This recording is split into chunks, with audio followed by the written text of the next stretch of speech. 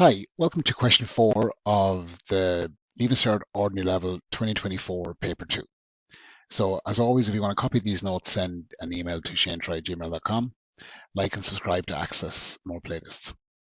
So this is the circle question. Okay, the first part here is only worth 5 marks, but it's not the most complicated if you know what you're doing. So I would always suggest problem solving it or trying to look through the math tables to see if you can find a formula, and there is a formula. But read the question carefully. So the circle K has the equation. Now it's x minus 5 all to be squared plus y plus 3 all to be squared is equal to 25. And part 1 says write down the center and radius of the circle K. Now in the notes here, okay, I've written out what they've given me. Okay, that's not going to get any marks, okay? But I'm going to compare that to the circle equation in the math tables. You can see here they look very similar, and this h kind of corresponds to 5, and this k here corresponds to 3. Now it's minus h corresponds to negative 5. Now to change the sign, and we can multiply by minus 1 or just change them both to positive. That's effectively what's going to happen here. So the h value, which is the x value of the center of a circle, and for some reason they use h, that's 5. Okay. Now the minus k value is equal to 3. So if I multiply both sides by negative 1, it's going to change the sign on the k. Okay, minus by a minus changes that to a plus. But on the right-hand side, the negative here is going to change that to minus 3. Now, the quick trick is you just change the sign, whatever, so you can do it a faster way. But no harm writing it out and being explicit, especially in the exam. Now, the last thing is this number on the right-hand side, and that 25 corresponds to r squared. Okay. Now, they don't want the answer as r squared. They want it as a number. So I'm going to square root both sides to remove this square. Okay. If you do the opposite to anything, it'll get rid of it essentially. If you do it to one side, I have to do it to both sides and everything on both sides. So the square root cancels the square, you're left with r, and the square root of 25 is 5. For some reason, they generally apply a penalty if you don't actually square root it. Okay. But that's what it is. So again, if you're going to change a sign of an equation, if you ever feel you need to or want to, you just multiply everything by negative 1. The 1 won't change the magnitude, but the negative will change the sign of everything. Okay.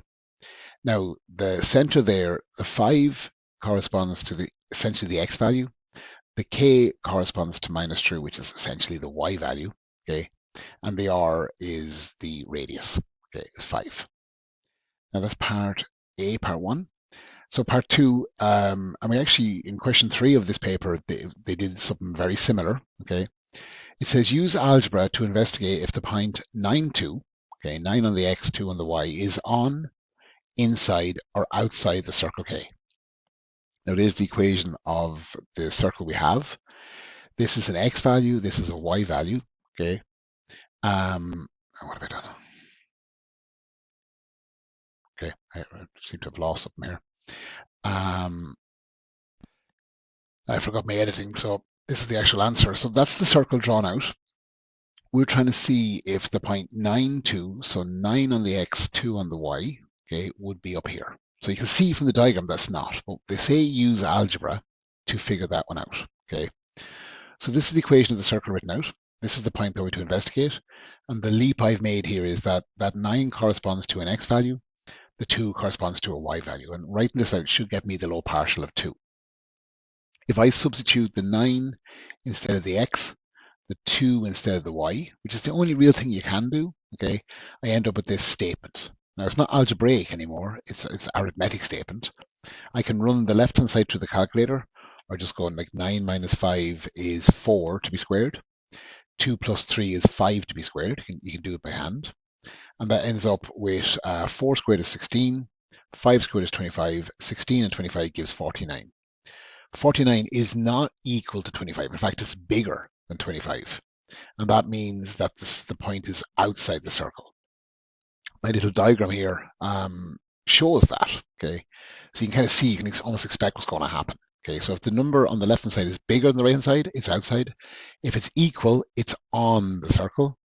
If it's less than, it's inside the circle. Okay, so a classic question that they might ask if they're assessing the circle. The answer then, excuse me, that I'm going to choose is that 9-2 is outside the circle. But this is my proof, okay? And without this, just guessing won't, even if you're guessing correct, won't score well, okay? Now, the last point says a different circle has center 4, -1, and radius 3. It says construct this circle on the diagram below. This is where a compass will come in very handy. So the point 4, -1 is actually here. Okay, now it's going to go to the answer. And then the radius is 3 units away. Once I have the center and the radius, I can just use my compass to draw the circle. So it's a pretty straightforward question. Even if you see a point and you don't know what to do, put it on the diagram.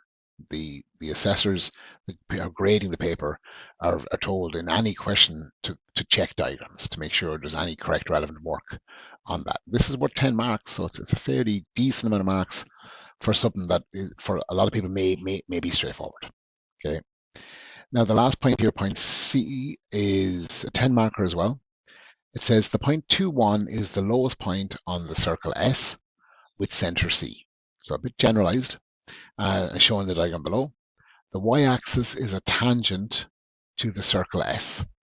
It says work out the radius and center of the circle S. Now the radius, if you think about it, is from the center to the bottom is just 2 units in difference. So it's going parallel to the y-axis. The y value is changing by 2. So the radius of that circle is 2. And then it says work out the radius and the center.